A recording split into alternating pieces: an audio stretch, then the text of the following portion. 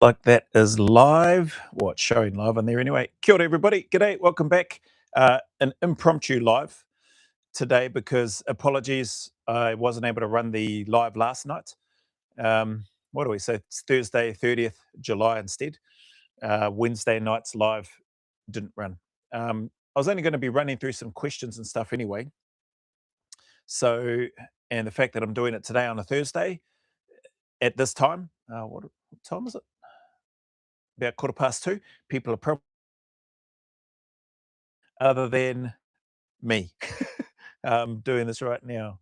Oh, it says trying to connect. What's going on? How's my connection? Okay, it looks like it's all right. Sorry, I had a little, if anybody does come across and see this later on, I had a little alert shot saying that the connection was, well, no good, but that's gone. So anyway, must be all right. That being said, before we start, proudly not sponsored, but brought to you in association with the bro Joe Harawira and Waimanuka. So check them out at www.waimanuka.co.nz and get yourself some bottles or some cans of New Zealand's premium non-alcoholic sparkling beverage made with Waimanuka honey and a splash of lemon. So no artificial colours or flavours, and homegrown by one of the bros that used to serve in this unit behind me, 1st Royal New Zealand Infantry Regiment here in Aotearoa, New Zealand. So Waimanuka, this is a 300ml bottle, got the 750ml bottle there, and then the 250ml can. So get yourself some of those if you haven't already, and support the bro here in Aotearoa, New Zealand. I don't know that he's here at the moment. I think he's overseas in the US, doing, pumping the brand and stuff over there, and getting people to back and support it. So yeah, that guy's working hard. He's hustling. He's working things into existence. He's already worked it into existence, and he's continuing to kick more goals. So shout out to Joe Harawira and the crew and the team at waimanuka.co.nz. So again, get on over there and check them out. There's no kickbacks here, so I don't have a special link. Sorry, one thing I should say is that they ship anywhere within NZ with their discount code NZDF. So check them out. And if you're in NZ and you want to order it online, use their discount code NZDF. Don't come to me. I don't have any special link for you to get any special discount or whatever. That's all through them. But so yeah, go check them out. There's no kickbacks coming back to me. Just happy to support the bro. That being said, a little bit of an update. Paid request videos. So there's been, thank you very much to those that have been sending through requests and discussing with me and then transferring funds over through PayPal. So that's been awesome. Surprisingly awesome. Well, surprisingly that there's been so many, I should say. So there's been a few requests come from the UK, from Australia, and here in NZ. And more than I was expecting anyway. So people have been really kind with regards to the timeframes. So even though there's a 72-hour, 48-hour, and 24-hour turnaround, there have been some people, and I won't call them out on their handles because they've asked for me not to. They said more than anything, they're just really happy to support the channel. But if they can get some of their reaction requests bumped up to the, closer to the front of the line or aired sooner rather than later, that they'd be happy to pay the prices that I've got on there. So some have still paid for a 24-hour turnaround, excuse me, but have said, don't worry about the 24-hour turnaround. If you can just do it within this next month, that would be great. So really, really grateful, just heartwarming is what I would say for me personally, that people are out there willing to do that. So it's not, well, I don't think it's cheap anyway in terms of the prices that I put down there. And I think I spoke about that in another live, intentionally choosing those prices to somewhat maybe deter people from the 24-hour option or the 48-hour option at least. But doesn't seem like that's been the case. So yeah, really grateful for that. Thank you very much. And then same with those that have been paying for the 72-hour turnaround. They've been the same. They said, oh, it's all right if it's not within 3 days. Like you can still put it up. If it goes up within the next couple of weeks or whatever, then that'll be cool. So it does give a bit of breathing room. Not all of them are like that. There are some that I'm still working through at the moment and having chats with them about some specifics that they're after. So yeah, if it starts getting a bit too complicated and starts getting a bit too nitpicky and react to this part here and then go to this part, then come back and then go from here. Like, I'm not really looking to do that. My reactions are just, I typically just like to start from the start and then just run it through to the end. But that's for the paid reactions, that's typically what I will do. But for those non-paid ones, then I'll just blink and um, break those up over a period of time. So sometimes there might be this reaction for NZSAS as an example. Then next minute I might be talking about Scott Jones on the Two Worlds Collide podcast, and then there might be a different one, then another one. So yeah, it helps with bouncing things around in terms of that process for me. But then some of the other ones, like the paid ones, those ones I'll typically sit down and go from woe to go rather than some trying to work through some of those niche little requests, let's say. So anyway, that's that one. I do appreciate the requests that have come through and the ones that I've done some at the moment and some that are we're still, dare I say, negotiating, still discussing, negotiating to see where we land, where we end up. Next one. Oh, yeah. So training videos and movement snack videos. So there's been a few requests for me asking if I can post more training videos, and in particular, some of the movement snack stuff that I typically do during the day, which seems to, I don't know, I suppose it's resonated with some people, which is cool if that's the case. The queries from memory, because I just made some heading dot points here rather than typing out all the messages, or sorry, rather than copying and pasting all the messages for this part, was in and around just some practical, low, like minimalistic type movement stacks. And I was like, bro, there's heaps. I'm sure I know I've spoken about stuff like that. Just do air squats, just do push-ups, just do sit-ups, just do blinking butterfly kicks, do star jumps, do burpees, do lunges. Like there's a whole bunch of minimalistic things that you can do. If you've got some bands, like just use those. But in terms of, I suppose, the increase in reaction requests, paid reaction requests, and then just the general list of reaction requests, uh, I don't know that I'll be doing or posting too many training videos or even movement snack videos. Movement snack videos are pretty easy to do, but the longest part is all the exporting and editing. Like this camera that I use, um, like it's the Insta360's got good quality on it, but because of that, I think that's what takes so long as well with the exporting, and then I've got to edit this on the 360 software to do the 360 footage before then I can export it to an MP4.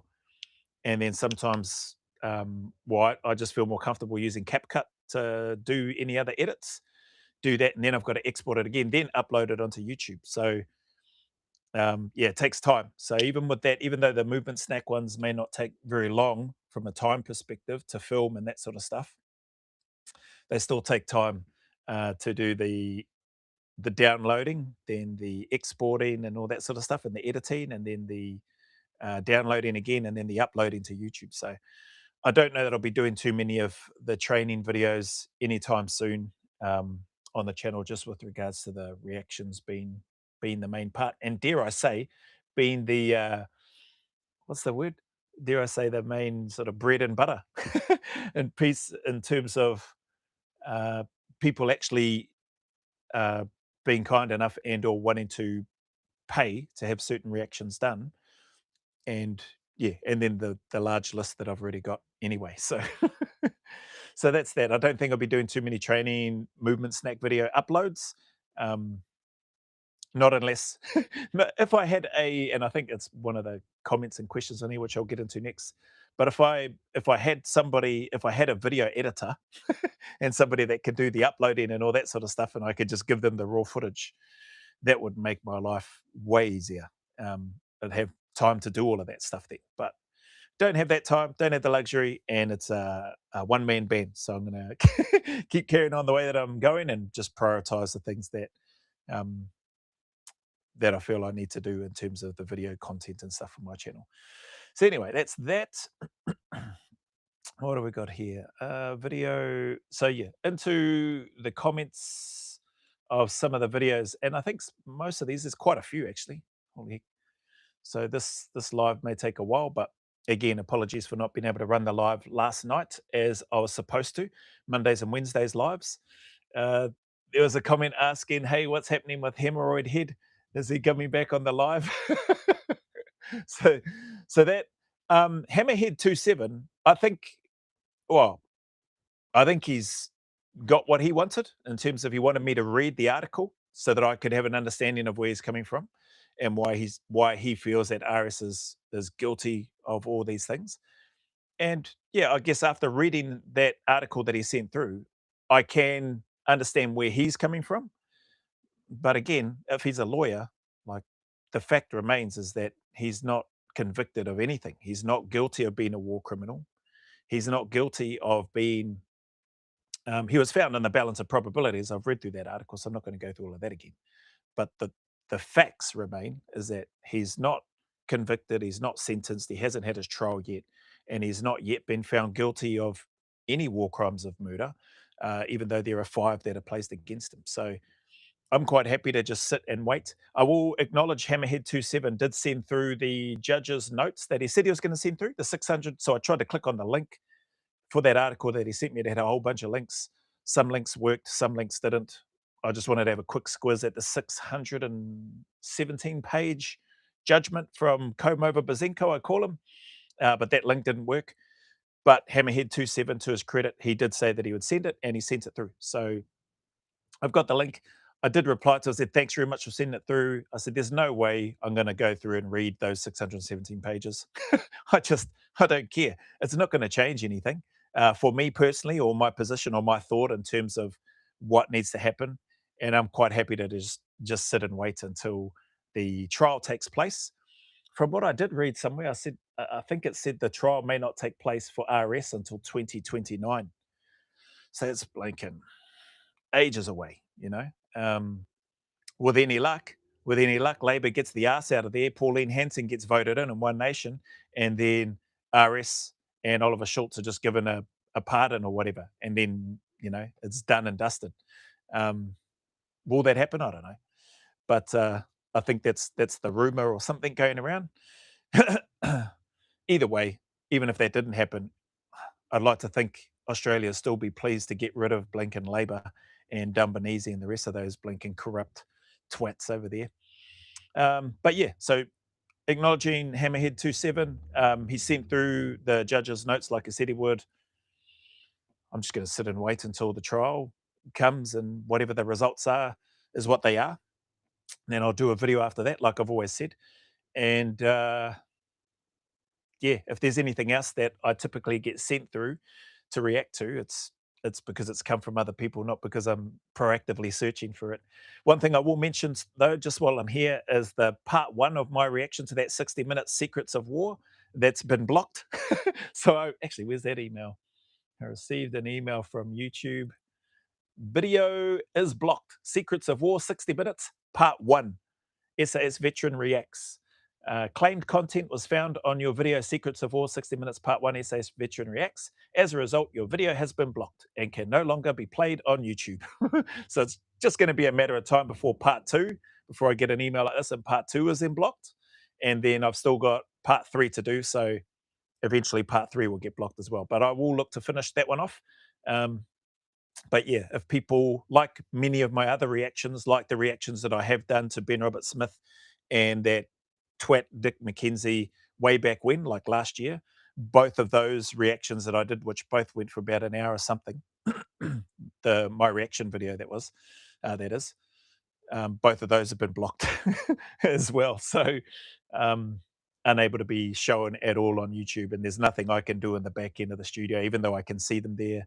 I can't play them. I can't download them back onto my computer because I don't have the original raw footage of them anymore. It does say, though, this is not a copyright strike and does not affect your channel. So that's nice. The claim, content owners, Nine Entertainment Company, type audio, video, impact on video, blocked globally. So, yeah, I'm still getting blocked, peeps. I don't know that will stop. But yeah, it is what it is. So yeah, and I think finally, I think Hammerhead 27's quite happy to just, I suppose, wait and see what happens now as well. I assume, unless he's got, unless he finds other stuff that he wants me to react to or whatever, um, and or other people. So it's not just Hammerhead or Hemorrhoid Head, I call him, that sends stuff through. In fact, I think that was the first and the only thing that he sent through for me to have a look at and read out, which we got to and did in the end. What have we got next? Mate, I enjoyed listening to and watching your recent video about the NZSAS. I reckon you should have broken it up though and added in some B-roll footage for more visual engagement and variety. I did actually think about that. I think I mentioned it in the video somewhere too. But that's just me personally because I was sitting and watching, not just listening. As I said, I still enjoyed it. Just thought I'd give you some feedback. Well, thank you for that. You might need to employ a video editor. I just spoke about this earlier. You might need to employ a video editor. Haha. I'd offer my services if I could do that, but I can't. Haha again. Keep up the great work, mate. All the best. Thanks for that. Yeah, appreciate your time. It would have been good. There probably are times in that 3 hour marathon long video, the one that I assume you're talking about, where I was sharing more of a personal reflective take of my time leading up to, during, and post selection and cycle for NZN Australia. And that 3 hour long marathon only just did the lead up for the NZ selection, during selection, and post. So I hadn't even got to the cycle yet. So I'll do the cycle one next. I don't know if I mentioned that at the end of the video.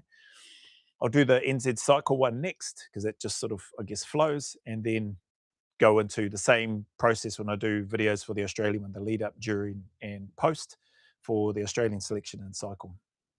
Yeah, cool. Anyway, thanks for the feedback on there.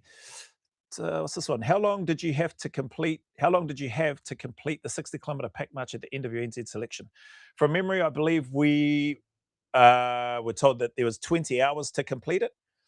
So, depending on um, how fast you're going or how slow, I think minimum it might be, what's that, about 3 kilometers an hour if you are going to take the whole 20 hours. 3, 6, 9, 12, 13, 14, 15, 15, 30, 45, 60. Yeah, so you'd have to be moving at a minimum 3 kilometers an hour if you wanted to complete that in time. What was my time? So my time from memory was, I think it was between, I'm going to say anywhere between 13 and 14 hours. That's the time that I came in and finished. It may have been slightly quicker, possibly, but I don't think it would have been much quicker than that. So I'm going to say between 13 and 14 hours is where I finished. So whatever that works out to be, maybe a little over 4 kilometers or something an hour. Not fast. I didn't see. I felt like I was moving fast. At least at the start, anyway. I think I felt like I was. I'm pretty sure I've said in other videos. I felt like I was flying. Like I felt like well, not flying, but I felt like I was moving fast.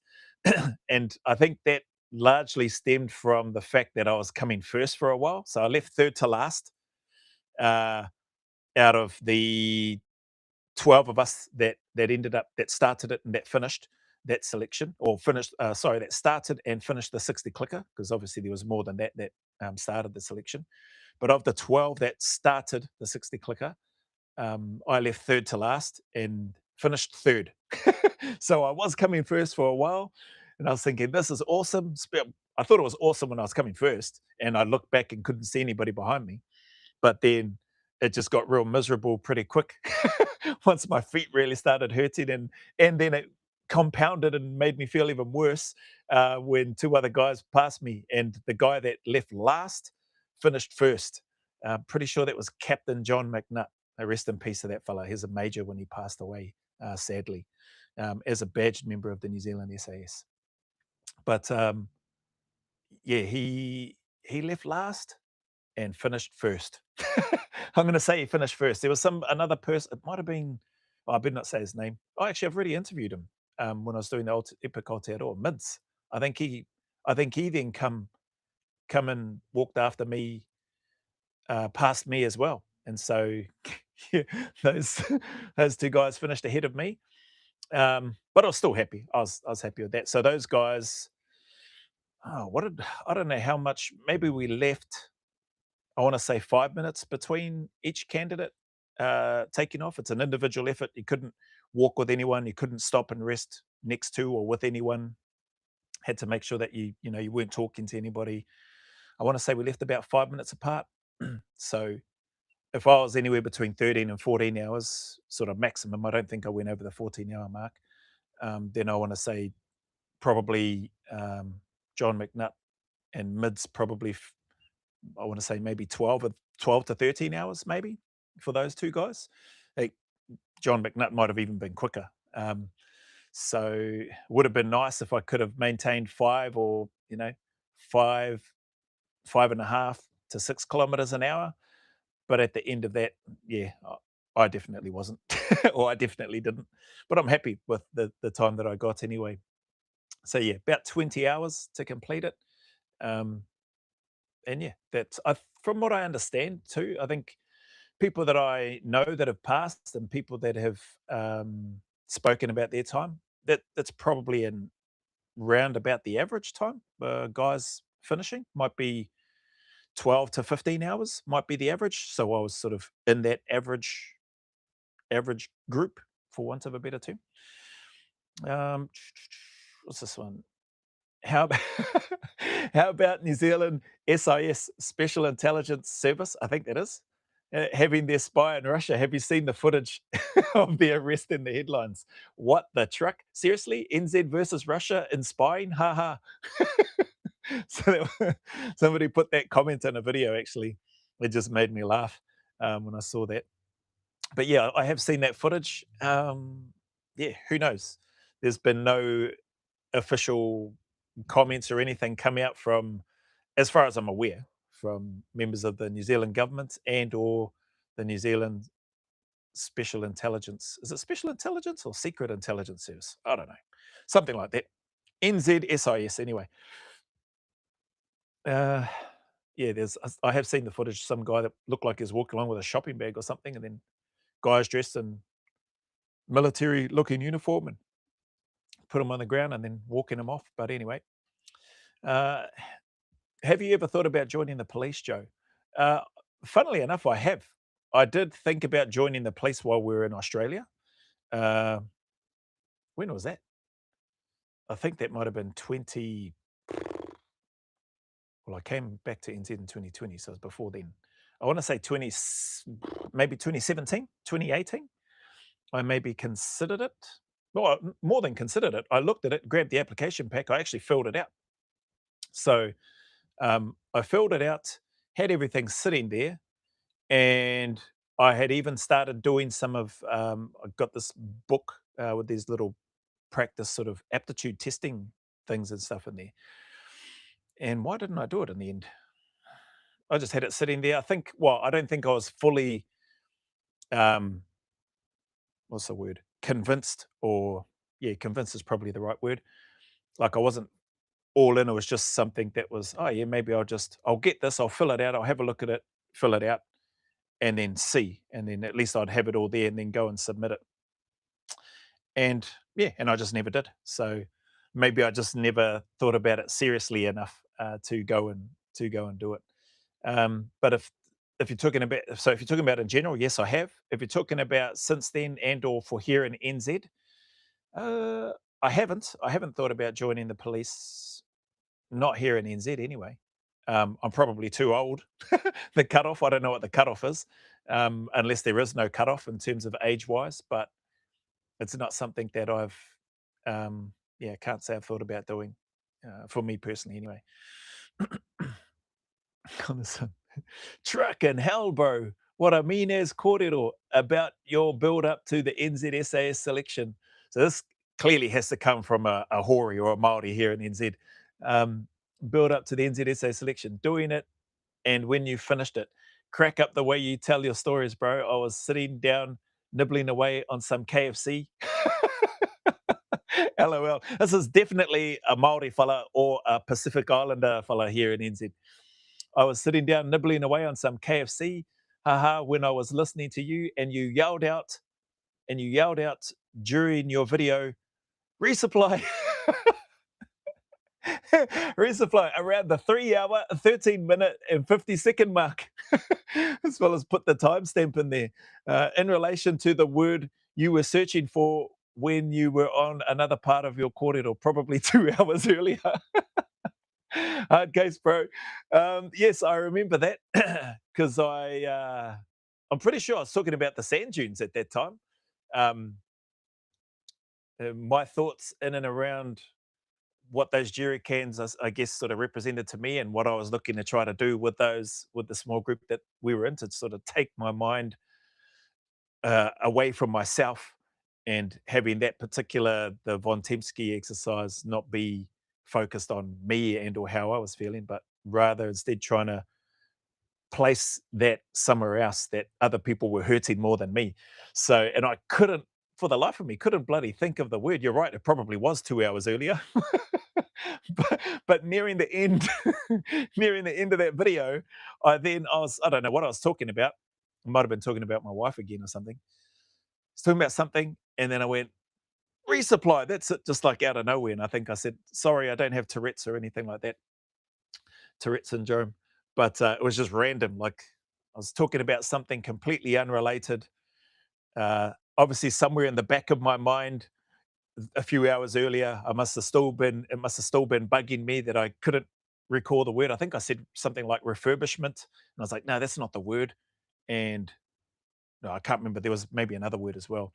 But anyway, I was like, oh, I can't think of the word right now, and then carried on.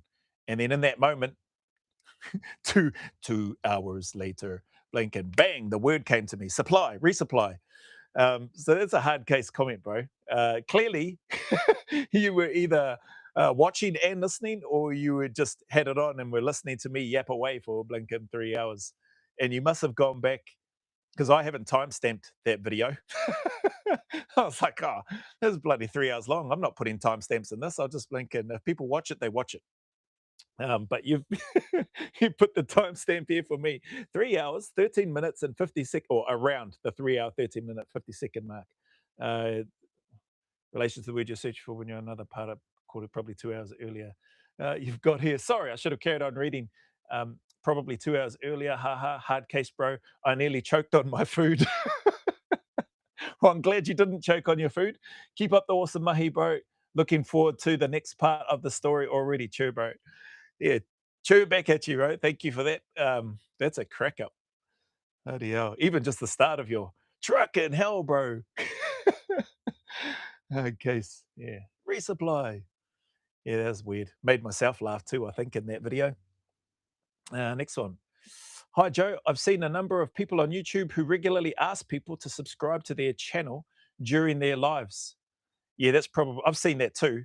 But those people that I've seen do it, that's typically because they've got like a few hundred, and or in some cases a few thousand people watching their lives. And so I'm not in that category, but hang on, let me carry on reading what you've got here. Who regularly ask people to subscribe to their channel during their lives. Some even say if they hit a certain number of subscribers during their live, they'll give something away via a random prize draw, or they'll do something in the next live. Interesting. It's quite a hard case. Somebody put a comment in one of my videos saying, hey, Joe, are you going to be giving away free handguns to it wasn't to subscribe. Oh, maybe it was to subscribers. Yeah, maybe it was to subscribers. So somebody's put a comment on one of my recent videos. Hey, Joe, you're going to be giving away free handguns to subscribers. That would be cool. That, I think, is what they put on to finish off, to round out their comment. Yeah, no. If I did, it'd be those little cheap $1, $2 shop gimmicky water guns, the little plastic ones. If I was handing anything out. This person's got, they'll give something away via a random prize draw. What's that for? Oh, if they hit a certain number of subscribers during their live, they'll give something away via a random prize draw, or they'll do something in the next live. Have you thought about doing something like that? No, not on any lives. I think I posted a while back now, might have been last year sometime, that if I reached, oh, I can't remember. Maybe it was some ridiculous number, like 100,000 or 150,000 subscribers. I think, yeah, it was something along those lines. I'd have to go back and have a look. It'll be somewhere in my posts on my YouTube channel. Under posts, I do recall putting something like that, but I haven't done it on a live, to your question. Um, what did I say? If I got some ridiculous number of subscribers, then I would go and walk the escarpment with my pack on and a jerry can. So, or was it two jerry cans? I can't remember now. So, see, I may be stitching myself up here because I can't even remember what I said, but it'll be somewhere in the post on the YouTube channel itself. So, oh, sorry, where are we? Uh, have you thought about doing something like that? Not on a live, no. Maybe prize giveaways or challenges. Prize giveaways. Prize giveaway. What a can of Waimanuka. 250 mil. Shout out Joe Harawira and the Waimanuka team crew. Not sponsored by them. Don't need to be, but it is delicious. It is nice. People might be saying, "Well, why aren't you drinking it now?" Well, it's because I don't drink it all day, every day. Bloody hell. And yeah, it's not like super hot or anything right now, and I don't feel like a sweet honey and lemon drink. I'll typically drink water for the most part, but it is good. Believe me, I'm not lying. Just try it. If you think it's disgusting, then you can let me know in the comments. But I'm confident you will like it if you brought you some and gave it a try.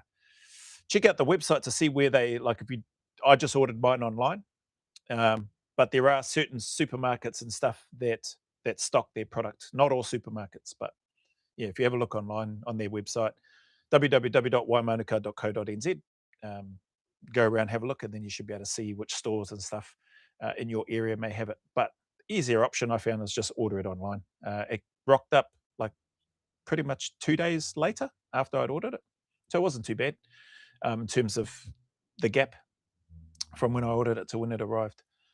Uh, Maybe prize giveaways or challenges. Yeah, I don't know. Want some hoochie cord or a rubber band as a prize for subscribing? Challenges. Yeah, maybe I shouldn't go putting up. Oh yeah, I'll go walk the bloody escarpment. Maybe it's a good thing that there's been so many posts gone on my channel since then that call to subscribe to the channel has just faded into the abyss in the background. It is still there somewhere. I mean, I haven't deleted it, but yeah, put it this way, it'll take a long time to get to those number of subscribers before I have to worry about dusting off my pack and then filling up the jerry can and then go and walk in the escarpment, which is from the, oh, bloody hell, is it Pukerua Bay? Can't remember. Well, I know where it is, but I can't remember the name of the place. From the start point, it says 9.1 kilometers on the one way on the signage. Anyway, even if you don't give something away, or this is still the same person, even if you don't give something away or do something, you should perhaps consider asking people to sub to your channel. Just a thought, anyway. Okay, here we go. If you're new here and you haven't subscribed to my channel already, give it a subscribe. There you go, and or a thumbs up. Thanks for taking the time to send through that comment anyway and your thoughts. Prizes, challenges. I mean, if I had prizes to give away, I'm looking around the house, got quite a few cans of food, cans of baked beans, spaghetti, some fruit salad cans. Yeah, I don't think people, those are like a booby prize. I don't think people will be wanting to subscribe for a can of baked beans. What's this one? Hey, Joe, I really enjoyed listening to a recent video about the NZ selection. While on selection, did you guys have to run everywhere like what you mentioned you had to do during cycle? From memory, no. Like there wasn't, yeah, from memory, no, we weren't doubling everywhere. Put it this way, you were moving with a sense of urgency. So you had to, if you were given instructions and you knew that you needed to hurry up and move, we probably naturally did run at times, but in terms of forming up and then doubling everywhere as a cohort on selection, um, no, I don't remember us doing that like regularly. We might have done that when we, got dressed into our PT kit and then had to form up and then double to as part of the warm up and then get to the start line. Little things like that, but not not normally. Yeah, to your question, good question. Made me blink and dust off the old the grey matter again and try to think. Cycle definitely didn't matter where we were, what we're doing. You had to form up and then run. Oh, there would have been some moments actually where it wasn't like literally all the time, but vast majority of the time on cycle it was. That's that one. Bro, lucky you remember to mention you met your wife prior to going on the NZ selection. Your laughing face. Yeah, I think I did uh, manage to catch myself on that one when I did that video recently. Um, yeah, because that was a big part in terms of the lead up to me going and just the timing of it. So I still had about 5 months worth of prep to do June, July, August, September, October. So yeah, still had about 5 months um, before selection was going to start, maybe 5.5 months. So yeah, it's not like I just met her a week before or that we started dating each other after selection. I met her a good few months before stepping on the start line. So you've got here, bro. Lucky you remember to mention you met your wife prior to going on the NZ selection. Big laughing faces got here. I wouldn't have wanted to be you if you forgot that important detail. depending on depending on who's listening to that, it may sound a bit stalkerish to some people.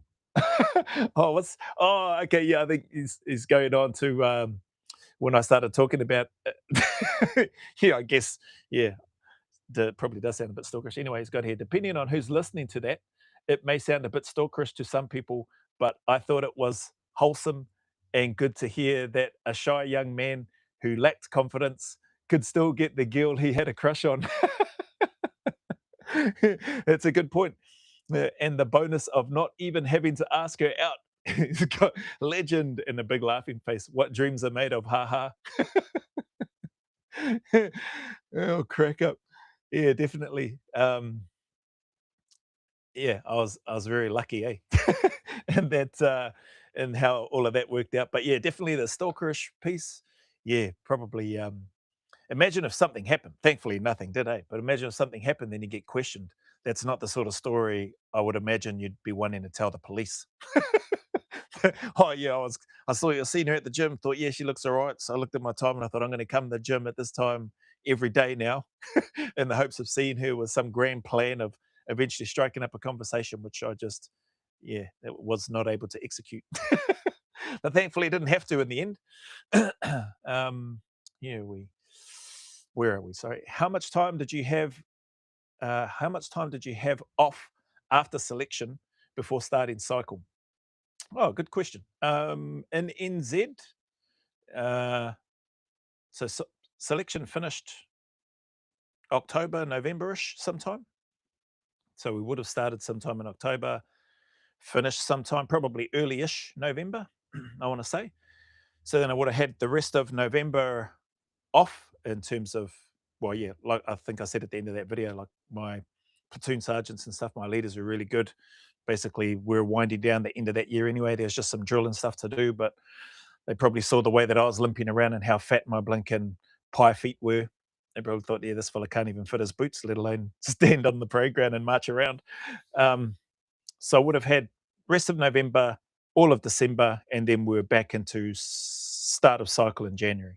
And if I remember rightly, that year, I want to say around about the middle of January in '99. So yeah, I don't know if it was exactly middle of January, but early to mid January is what I want to say anyway, of 1999. So what's that? A good 6, 7 weeks off, 8 weeks, maybe more, or about 8 weeks, possibly more, which was good. I needed the vast majority of that whole time off before we then got back into, or before we then showed up for the beginning, what would be the beginning of cycle, day one reporting and checking in. I've still got that video to do, so I won't delve into much detail on that one here. I've got the leading up to, during, and post my time on the NZ cycle video to do. So I'll do that. Yeah, maybe this weekend I'll do that video. Doesn't mean it'll go up this weekend, but maybe I'll do that video this weekend. Why did you leave the NZSAS and go to this? I've already done a video on that. I think the title for that video, and I did actually send the link through to this person who said, "Hey, thanks for your time. This video link might help." And so I think the link of that video is how I almost went to prison. Excuse me, instead of the SAS. Words to that effect, anyway. So won't worry about delving into that here. And so to your question though, just to clarify, when you've got why did you leave the NZSAS, I wasn't in the NZSAS, right? So it's an important distinction. I was never in the NZSAS. I did the selection, passed it, and completed the cycle, but did not get badged, did not get posted to a squadron in the NZSAS. So therefore was never left it because I was never in it, if that makes sense. So there's that piece.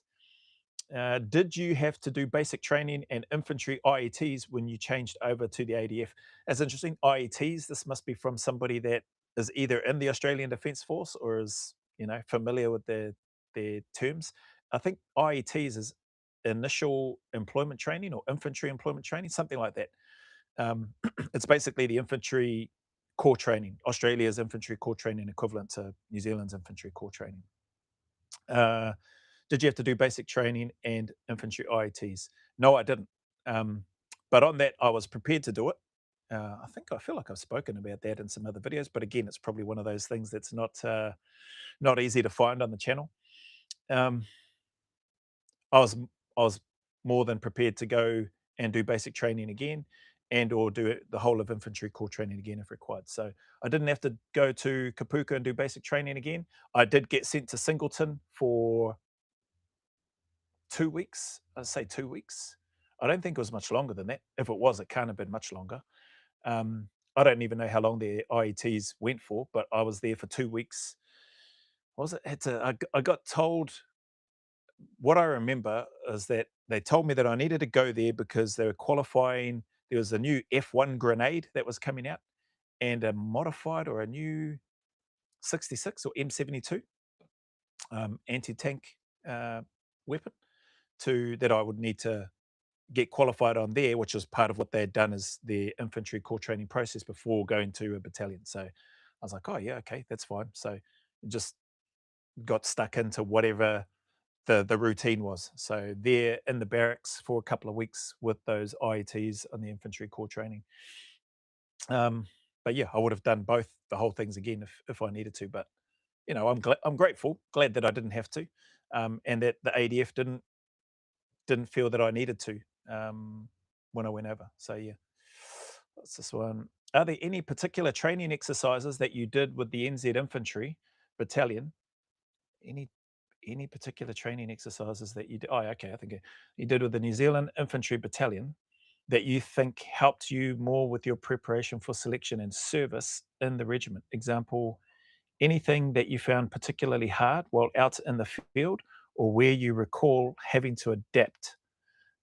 Did you question mark, and then you've got, did you have a warrior exercise or individual top recruit type activity prior to going on selection? Interesting question. When you say warrior exercise, I'm assuming you mean they have on basic training, they have that exercise warrior, I think it's called. We never had any of that sort of thing on my basic training here in NZ. And I don't recall us having anything like that when I was in battalion, like a warrior exercise or a top recruit. I think I've seen video clips of the NZDF and I've heard of them. I think these days they have like a top soldier competition. I'm not sure how long that runs for. Maybe it runs over a day or a couple of days or whatever. But again, we didn't have anything, not that I recall anyway. So I didn't participate in a exercise warrior or you've got here top recruit or a top soldier type exercise. Things that come to mind though, there were things like skill at arms, which was good. They were touted as being quite challenging and hard. Yeah, I guess some of that stuff was. So that to your question that you think helped with your preparation, I'd say is participating in skill at arms, but that was done as a section. There were some little stands that had individual aspects to it, whereby you choose a team member to do certain parts. Um, yeah, based on I guess their level of competency and skill and how much you trusted the person, I suppose. But that was again, that was like a section type activity, the skill at arms, at least during my time. Other things, probably maybe a couple of the overseas exercises that we went on, or that I was lucky enough to be a part of with battalion. So we went over to Townsville in Australia, exercised Tasman Eagle. I think that's where 1 and 2 RAR were based or are based. Maybe they're still based there. But that change in the weather, the heat, that was bloody yeah, that was challenging. Just to get used to that, and I was thinking, bloody hell, this is hot as this sucks. Like the heat and stuff that was there. Our water and all of our water bottles was just hot, and that was, therefore it made the water taste more disgusting. To me anyway, it's just like, oh man, it's bloody drinking hot water, gross. Right now, like these days, I'll gladly drink hot water. Like not scull it, obviously, but sips. It's nice to add in some lemon and honey with it as well. I've found for me. But anyway, I digress. Yeah, but I suppose getting used to that part there, being over in Australia in Townsville, that particular part of Australia for that time, not being used to that sort of weather or that type of heat, um, I'd say that definitely helped for me in preparation, exposed me to something different. I needed to adapt to that because we were still carrying all our gear, and we had these bloody heavy, like flat jackets on as well. They didn't have, they were like Kevlar jackets, so they didn't have plating or anything in them, but they were real thick. Um, yeah, like the thick Kevlar stuff, and had big collars and stuff on there. And then you have your webbing over the top of that. So your uniform, your flat jacket, webbing over the top, blanket and pack on, helmet on. We did have some dark goggles, which was good, just to help with the brightness and stuff that was over there.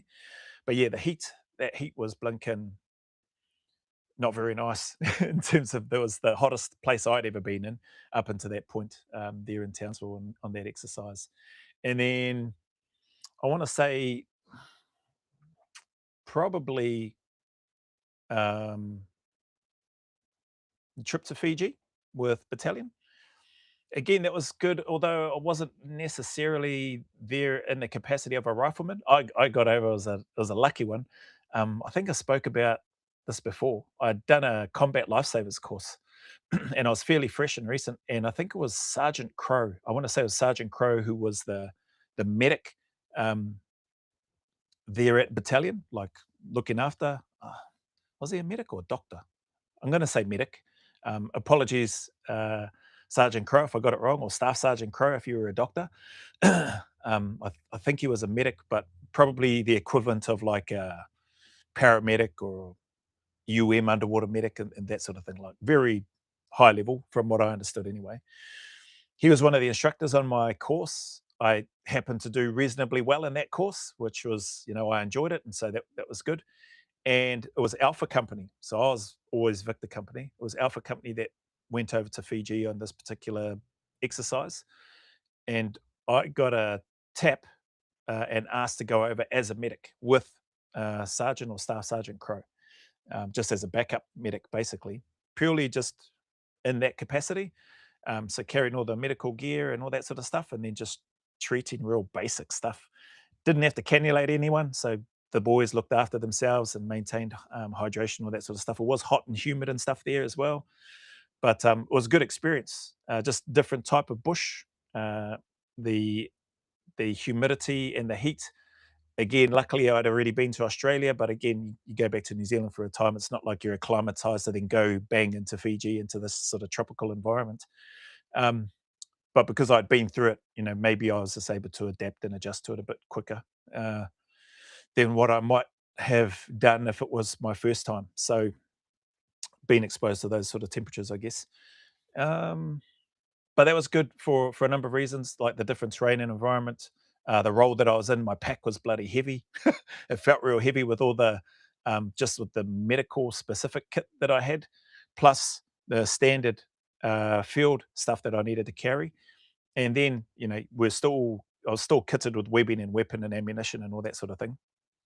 Um, but yeah, my pack was bloody. It just felt extra heavy with this purpose, uh, like this bag specifically, or not a bag, like a, I don't know what you call it, like a material, um, but like a big rectangle box shaped just med kit with all the stuff, all the IV bags and stuff in there, the saline, the Hemocell, all that sort of stuff, the bandages and everything else that went with it, the things for coughs, colds, and sore holes, and yeah, just a bunch of stuff. It was full anyway, full to the brim.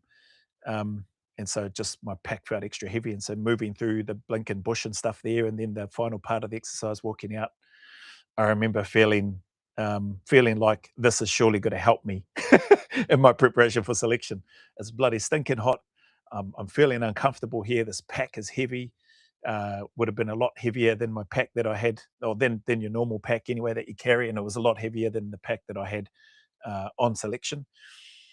And yeah, I just thought this is surely going to help. So those two overseas exercises probably stand out from a weather, temperature, environment perspective in terms of your question, that helped me more. And probably the last one, maybe I should have mentioned that one first, but the last one that sort of stands out to me is Waiuru. Like Waiuru is a bit of a is a depending on who you are, some people refer to it as a hellhole.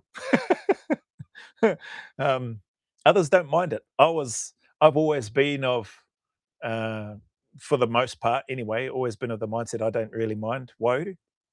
I think it's a great training ground for soldiering, and for learning the basics and all that sort of stuff. And getting the 4 seasons in one day in Waiuru, it's well known for that. It can be sunny, then it'd be pouring down with rain, then it'd be windy as, then there'd be some sort of storm, then there's some snow coming, or whatever order it wants to come in. Not every day, but yeah, some certain times of the year, it feels like you can end up getting 4 seasons in one day, spread out. So Wairu, like not only the field time and stuff going there and the exercises and things, but there's probably one in particular actually. It was like a blinking miserable storm that happened in Wairu. Again, I'm still just in battalion, but it's in the year that I'm training specifically for selection anyway. Forget which time of year, but enough, whatever time of year it was, whereby there was just this real miserable storm, sideways rain coming in really hard when it wasn't coming straight down. Then it's just smacking us like it didn't matter. It seemed like it didn't matter which way we were turning. It was just smacking us right in the face. It felt like we were constantly walking into a headwind slash head rain, just whacking you right in the face. Anyway, we had a couple of guys go down with hypothermia that evening, whilst we were patrolling, and it got that bad that I remember. I think might have been Sergeant Douglas, or maybe it was Sergeant McIntosh, or maybe it was the Blinken platoon commander that maybe made the decision, and through with maybe the guidance and counsel from the sergeants, because there's still new grunts, new infantrymen in our company at that time, and the call was made eventually for it to go non-tac. I was a scout at that time, and then got asked. I think Cookie was my 2IC or section commander. I'll say section commander, and then I think it was him and I got told to like try to get us to the track, get us onto the road and the track as soon as we can, because we're out in the sort of the tussocky bushes and all that sort of stuff. So get us to the nearest track where we thought the track was, which track we thought it was, so that we could then get on that and then move into get to shelter up the road. So essentially go non-tac. Middle of the night, white lights come out because some guys were going down shivering, really cold, and yeah, everybody was just drenched. So we ended up finding the road. We got everybody, like led the platoon, dare I say company. It was a company exercise, so Victor company exercise. We got down onto the road. 3 platoons were just sort of single filed, moving as quick as we could. Uh, the ambulance, from memory, was called, like one of the military ambulance, to come out into the training area for where we were.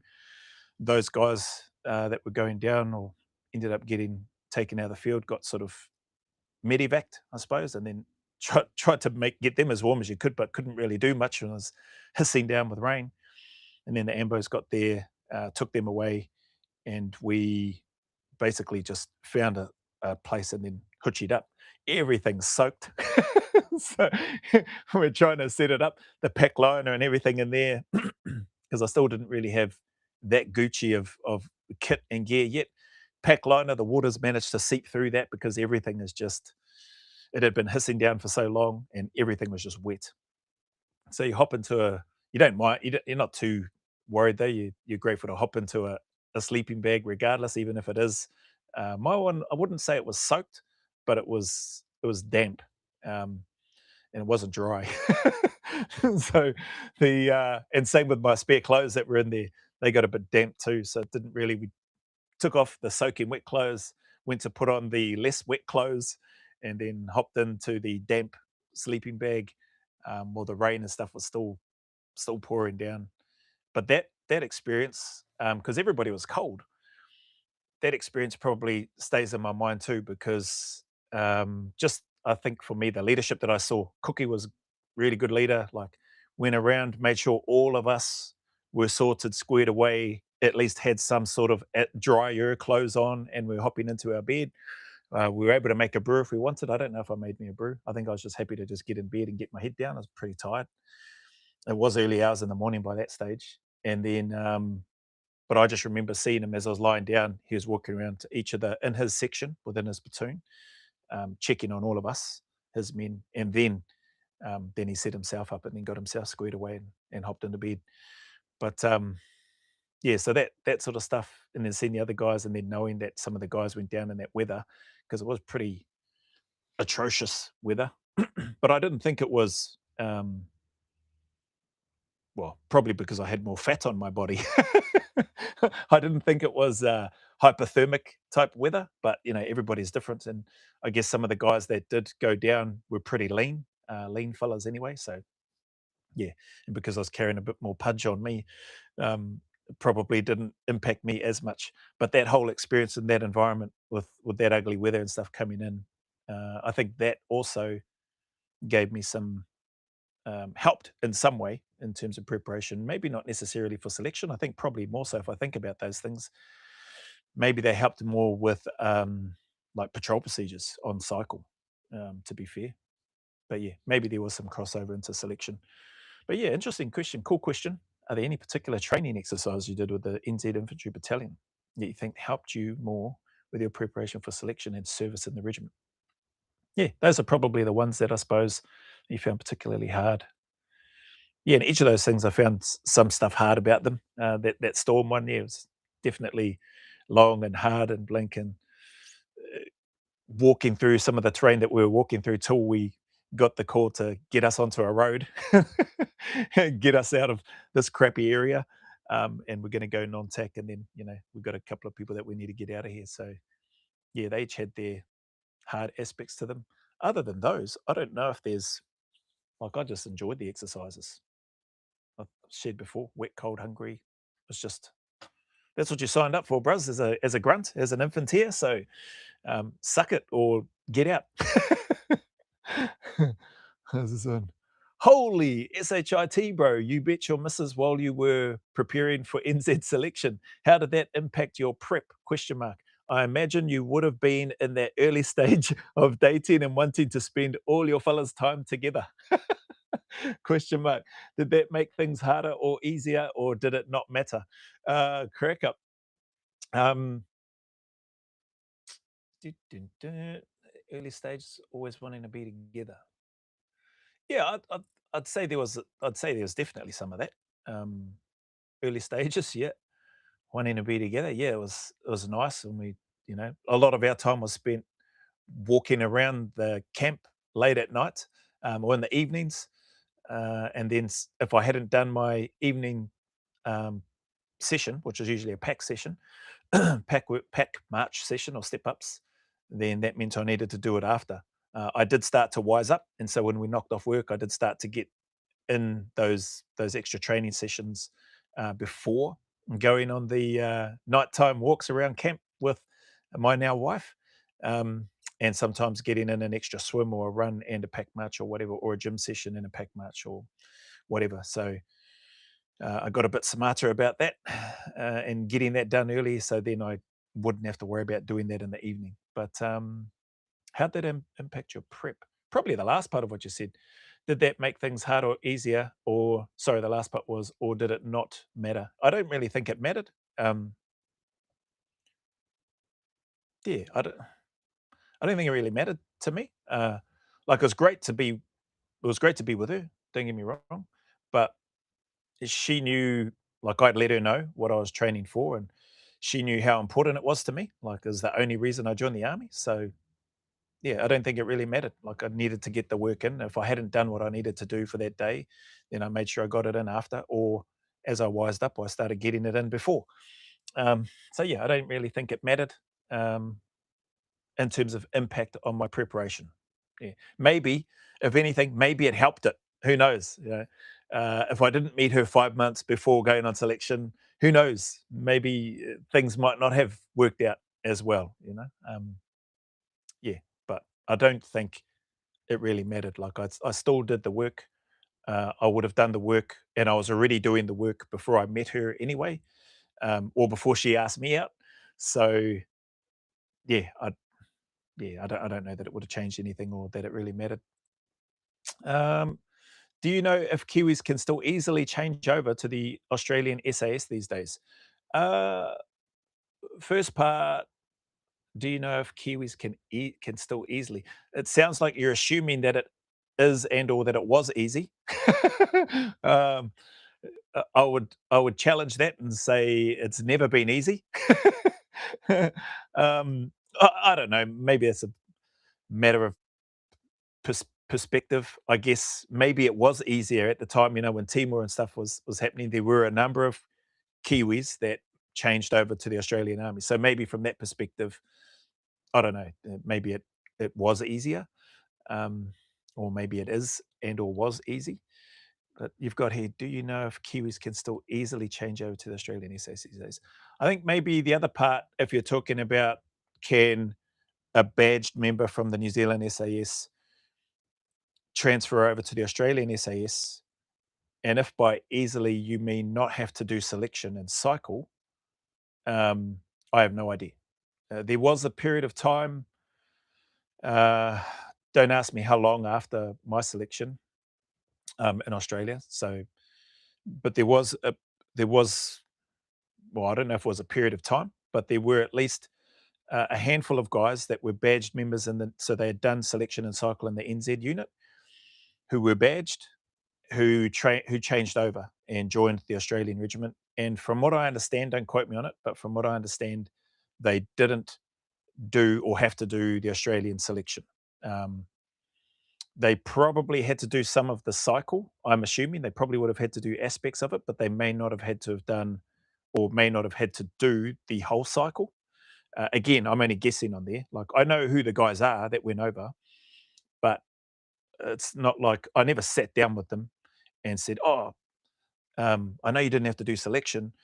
What did you have to do cycle at all?" Like, good on them. Like, if that was that's not their issue. I'm sure if they wanted to go over and if they were told that they had to do selection and cycle again, they probably, like me, they would have just gone, "Okay, yep, I'll do it." Um, but the fact that they were able to go over and didn't have to do, at least not the selection, and I don't know about the cycle. Maybe they did some of the courses, but maybe not the whole cycle. Good for them. Good for them.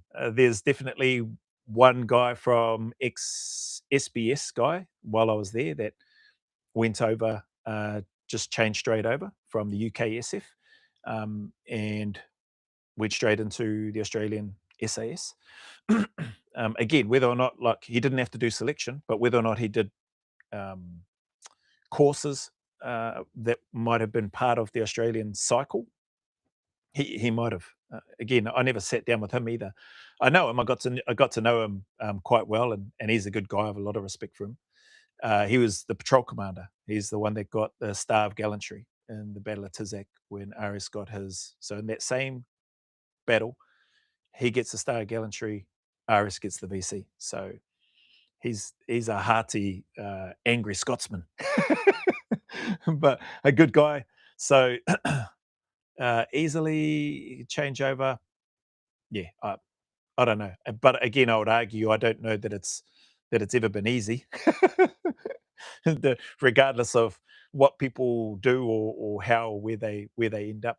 And at that time, like I said, for those guys anyway, whether it was a period of time or whether it was just case by case in terms of interview process and applications and discussions that they would have had, which I wasn't a part of. Um, Maybe that's how it just worked out for them, which is good. They got to where they wanted to be anyway. I guess for any Kiwis, if you're a Kiwi looking at wanting to change over to the Australian Defence Force, like just go through the ADF recruitment people. That's what I share with people that keep hitting me up about um, the New Zealand SA selection process. I was like, bro, they're largely civvies, those ones, are not members in the Defence Force. Civvies, I was like, bro, just bloody go through the NZDF recruitment website and then just contact them, look at frequently asked questions or whatever, and go and hit them up. It's quite a hard case. People ask me after having been out for blinking nearly 30 years, or sorry, selection 30 years, probably close enough to 30 years in terms of how long I've been out for. It's been over 20 years. So, what's this here? Dun, dun, easily change over. Next one, awesome video. More of these stories, please, bro. Man, exclamation. Your mate that went and did selection after only a few months of being in the battalion must have been a weapon. Yeah, well, I don't know that he was, eh? I think just obviously mentally very strong. And I assume you're talking about the guy, yeah, like we got to battalion in 97. I think he did selection that same year at the end of that year. So he would have only been in battalion for maybe 9 months in battalion. And and then goes and passes selection. Bloody bugger. No, but good on him. It would be cool if you were able to interview him one day and have him share some of his experience. Yeah, that's a great point. Actually, you should catch up with all of those from your selection and cycle and do a video with all of you fellas together reminiscing and trying to figure out who let the most water who let the most water out of their jerry cans. That would be a funny conversation. I reckon there would be, all of us would be pointing our fingers at everyone else except ourselves. You've got here, that would be a crack up watch, I reckon. Yeah, actually, I just picture that now. That would be hard case. Even the psych from the guys on cycle would be yeah, that'd be cool. Be funny if that was ever able to happen one day, I reckon. You've got, I really liked some of the thoughts you shared around your mental space during those quiet and uncertain times. And when confronted by the officer about climbing over the fences and choosing to tell the truth. Confronted by the officer. Oh, okay, yeah, you mean he was a training warrant officer, so he's not an actual Rupert or an officer. He is still considered what would be a non-commissioned officer, but at a higher level. So I think he was a WO2, warrant officer class 2, but yeah, not an officer. So you've got here when confronted by the officer, which you would mean the warrant officer, about climbing over the fences and choosing to tell the truth. Yeah, you've got it. I'm sure that would have shown that officer, warrant officer, that you had integrity, which I imagine would have counted for a lot in a unit like that. Well, I hope so. That is, to be honest, to your point there, still got some more here, but that thought ran through my head like that, like just it never the thought about lying about it didn't enter my mind, but the thought like instantly, like in terms of even how fast my brain must be able to work sometimes. Um, the thoughts that entered my mind was tell the truth, don't lie. There was never a thought of uh, try to lie about it. Like the instant thought was just tell the truth, don't lie. So I did. I was like, yes, staff, I did. Um, don't get me wrong, I didn't try to do it blatantly either. Like when I got to a fence that I knew that I wasn't going to take my pack off and place it over, then climb over, then put my pack on, then carry on. I was like scanning around. I was looking. I was trying to conduct my due diligence as well as I could, while still trying to move as quick as I could to see if anybody might have been watching, because there were directing staff out and about in the training area. We knew that beforehand, but you could also see them sometimes. So, I could see some training staff, badge members with their packs sitting up, had the binos out, some had a scope out, and they're looking around. And so obviously, I was clearly busted a number of times, and probably those times where I thought there was nobody around. Oh, Blinken, one of the directing staff was clearly on a feature out of my line of sight and had a bead on Blinken likely areas where candidates would be moving through, and where there were known fences that we would have to negotiate. So, um, yeah. Anyway, what else have we got here? excuse me, you know, like that. Some great, I imagine, would have counted for a lot in a unit like that. Some great lessons in there for me personally, just for life in general. Calculated risks, don't get caught. Ha ha. Yep. Calculated risk, don't get caught. If you do get caught, well, Blinken, own it. Blinken, take that on board, take it on the chin, and Blinken, try to crack on if you're still lucky enough to be there, and if you haven't committed some sort of dastardly major offence, then cop whatever the punishment is, and then just crack on. You've got here. I had a good laugh at multiple times during your talk. I never served in the Defence Force, but over the years, I've come to have a great respect for those who serve and who have served. God bless you and your family, Joe. Hey, thanks very much, man. Nice message. Thanks for that.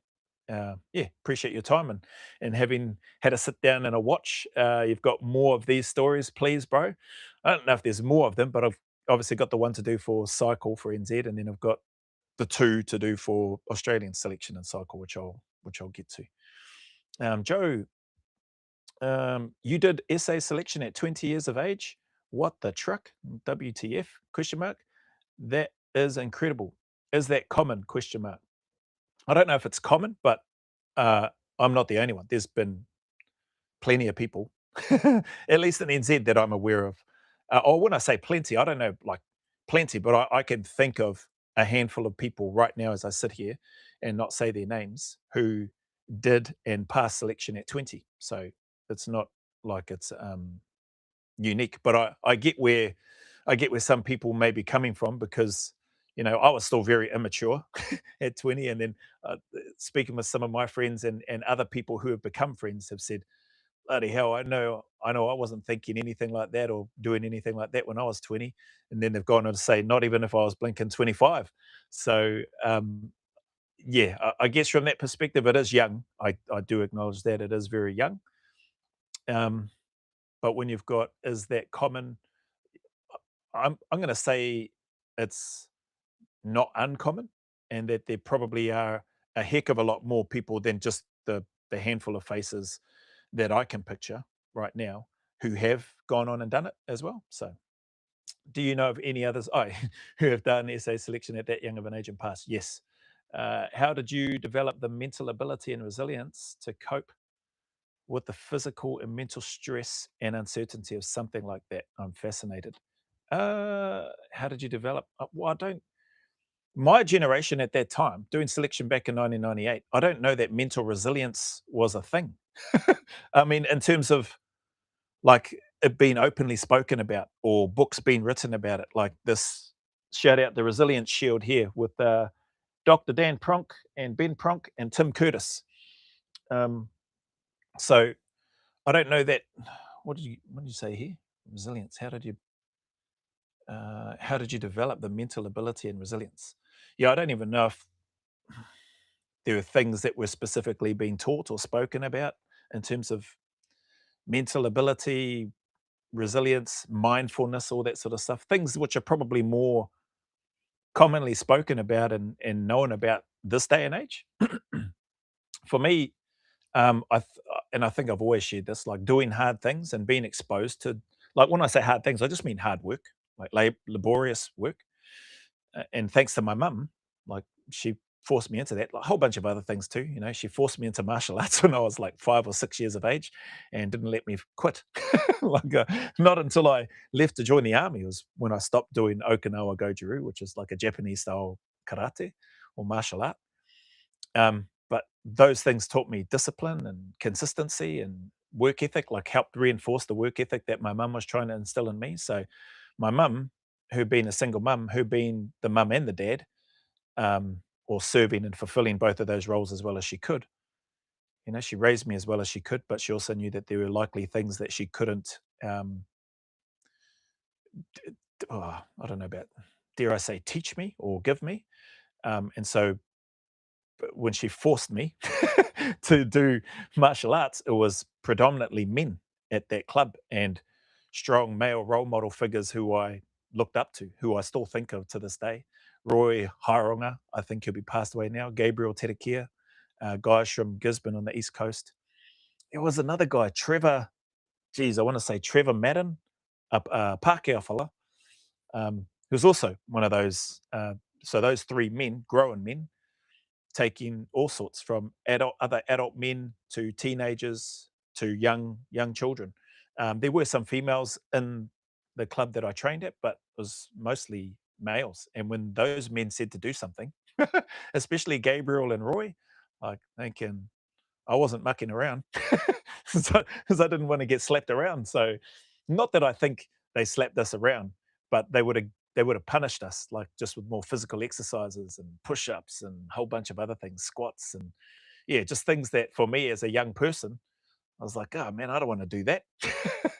So I was resistant to a lot of that stuff. So my mum, she knew that I needed to be exposed to hard things, I think, and to good, positive male role models to help me with potentially things that she likely knew that she probably wouldn't be able to help um, show me. So she knew that it was important for me to see grown men that appear to be good role models, and so those are a handful of men that stand out to me. What else did you say here? Da, da, da. Common. Any others? Yeah, did that? Oh, yeah, mental. So we're talking about how to develop mental ability. So doing hard things, and then yeah, laboring type work. And my mum letting me know she was making me do that type of work because she wanted me to understand and see that there is more to life than being out in the fields and Leader Brand Produce. No disrespect to Leader Brand Produce, they're a great company. From what I understand, they're even bigger than what they were when I was working for them as a young fellow in Gisborne. Murray McPhail was the owner. I'm not sure if it's still owned by his family and or him, but yeah, it provided a good opportunity for me to get exposed to uh, some difficult work. I found it difficult. It was hard and set me in good stead. So I think those aspects, all and a whole bunch of other things like the sports that I was lucky enough to play, the team members that I was lucky enough, team sports that I was lucky enough to be a part of, the coaches that I had. So Kahu Ripia for our basketball team in Gisborne and that as well. Like a good man, another good male role model. So again, being raised by a single mum, but having more and more uh, good, what I'd call good, positive adult male role models around me, um, setting an example. So a good example. So anyway, what else have we got here? Is that bloody sorry? I've just copied and pasted them. They all just bunched into one. That one ability and mental resilience to cope with the physical and mental stress and uncertainty of something like that. I'm fascinated, and I think some of it was just the understanding that had more good male role models in the army. Learnt more as I was in battalion, and we were out in the field a lot. Or it seemed like we were going in and out of the field a lot of times, and just learning the craft and having a better understanding of what was going to be required um, to put up with boring and maybe annoying at times stuff, frustrating stuff, and having and figuring out ways to process and deal with that. I think I mentioned in that 3 hour long marathon, in and around, I think I used the word like trying to quieten my own mind. I don't know that I was specifically thinking those words, quieten my mind, quieten that voice in my head. I think that's more something that's just come about more recently for me. Resilience definitely wasn't a thing in my mind, and mental toughness wasn't a thing in my mind in terms of those terminologies. Um, but those moments on selection where you have a lot of time to think to yourself and you can occupy or flood your mind with a whole bunch of stuff. I at least had enough, I feel like, understanding. I'm cautious of saying experience because I was only blinking a little pimple faced 20-year-old. But I had enough, I want to use the term understanding to realize that this stuff was only temporary, like this discomfort, this physical discomfort that I was feeling was only temporary. Whatever was going to come up next wasn't really worth me giving too much time and energy in terms of thought to it because nothing's happened yet. I'm only guessing and speculating, and I could be I could potentially just be building myself up in a way that's just really unhelpful and unhealthy potentially, which may just drain me, not only mentally, but physically when it comes time to actually needing to react and respond to whatever work does get thrown at us. So I'm glad that I had enough, I suppose, at least enough understanding to realize that that wasn't worth me worrying about. And yeah, that's probably, I don't know, I don't have fancy words of how to put that, but hopefully it makes sense to somebody that might be listening to this and or who might be, thinking about how they're preparing for selection or whatever. There's going to be times where you're left to your own devices, going to be occupying your own mind, and that's intentional. Um, what you choose to fill your mind with during those times is also intentional because it's a choice. But you can either choose to just try to calm that as much as you can and just try to clear your mind as much as you can and just be present in terms of where you are. So if that presence means I'm standing here staring at this fence, then that's all I need to occupy my mind with.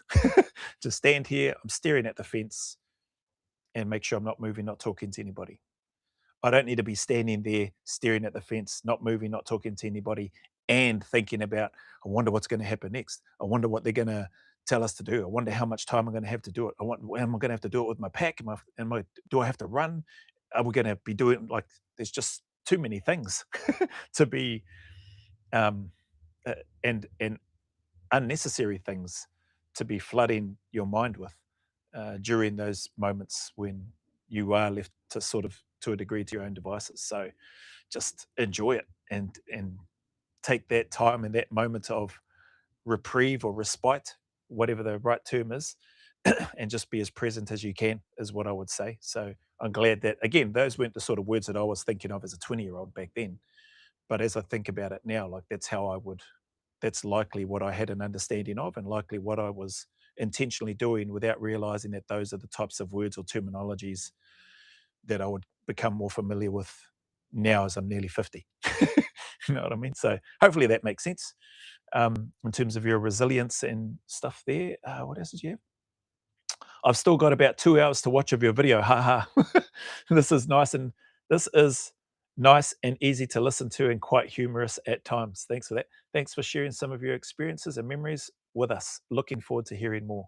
Well, sounds like you got plenty more to hear if you still got 2 hours of me yapping away to listen to. hopefully, hopefully it can still be a what you've got here, an easy listen, and hopefully, yeah, I think I said at the end, hopefully, if nothing else, you can get a bit of a laugh from the video. How's this one? G'day, Joe. Enough of the NZSA selection, mate. Get on to the real one now. The Aussie one. Haha. Just joking, Cobber. Bloody respect to you for doing and passing both, mate. Quite an achievement that. Have there been any Australian guys who have gone to NZ and done the NZ selection in past? Not not that I know of. There may have been since my time. Like there could very well be. I don't know of any though, bro. In regards to your question, sounds like you bloody Kiwis infiltrate other countries' militaries and join their SF units. Haha. I'm listening to a podcast with a guy named Rob Mailer on the old Paratrooper podcast, ex RMC or Royal Marine Corps and Australian SAS. He's a bloody Kiwi too. Did you know or serve with him? Yeah, I do know Rob. We did a, so if I remember rightly, he was on the same selection and cycle as RS, as Ben Robert-Smith. They came through together.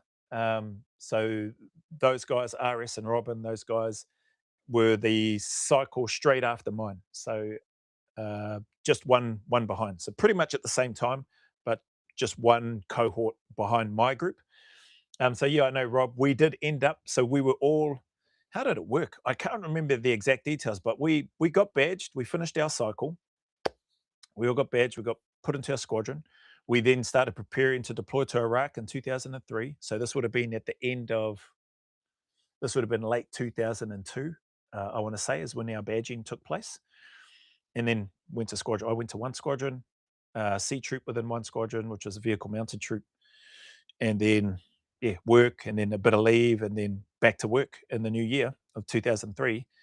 and then briefings and things were starting to ramp up, and we were being hypnotized by weapons of mass destruction and Colin Powell and all this footage that was being shown, and they're like how bad Saddam is and what he's planning on doing, and look at what he just did in terms of the first Gulf War in Kuwait, and how the UN had to come together and boot him out of there. Anyway, we started getting ready for that. We deployed to Iraq. We come back. I don't know how much time after that. Can't have been that long. But then we were on. We were all on. So our cohort that had already been badged and put in a squadron were then on the CQB course with Rob and his group, like all of us. So essentially two cohorts combined, but at different times. So it seems like they must have gone through and done everything like in the order that we probably were supposed to, but didn't for whatever reason. And then we were all on and that's if I've got my timing right. Rob and I definitely weren't on the same selection, and neither I wasn't on the same selection as RS, but we ended up on that same CQB course. So yeah, that's how that all panned out. And so I don't know um, why and that's if I've got this right. It could have been, now that I think about it, it could have been maybe we were brought in as extra bodies because we did integrate with them. Yeah, bloody hell, I have to ask Nick Caldwell that. I'll have to ask Nick. That's got me thinking now. We were badged, went to the squadron, we deployed, come back. That's if I've got the order right. And then yeah, we were doing the call because I've got photos. I've got photos of and one of those photos you see in some of my outros where we're in overalls. I'm kneeling down, got a bloody gollywog and the glasses on. We've got our armbands on, and so that's our group plus. Yeah, so we are already in because I have got the big gollywog at that stage with my blinking afro here. And then the other guys like Robin and that are there, they're on the course, but they're still on their cycle, so they're not badged yet, and they're doing their counterterrorism CQB course. So yeah, why were we there? We were either there doing it because we needed to get qualified in it, or we were there as extra bodies, and to get extra training in as part of the course. Oh, actually, it might have been when we came back from Iraq that we went into the black roll too. So that may have been part of the reason why. When we came back from Iraq in 2003, we shifted into what I think was then we were going to be taking over the black roll stuff. I think that's what it is. I think I'm starting to get my memory in order. So when we come back, I think we were getting ready to take over the black roll from the squadron that was currently fulfilling that role. And so a lot of the instructors on that CQB course were guys that were currently. So we had like Matty Locke as an example as one of the instructors. Rest in peace to Matty Locke, MG. We had him. We had other guys. I want to say Crackers. That was his nickname. I never knew him personally. And we had other guys. I don't know if we had Dids. I don't think we had Dids as one of the instructors. Rest in peace to that fellow as well. But we definitely had Lockie, a fellow named Crackers, and other guys from their squadron who were at that time, from memory, in the current role of fulfilling and holding that black role counterterrorism responsibility. And so by us coming back and needing to prepare to get ready to take that role over, because you then rotate around, um, I'm pretty sure that's how that worked out.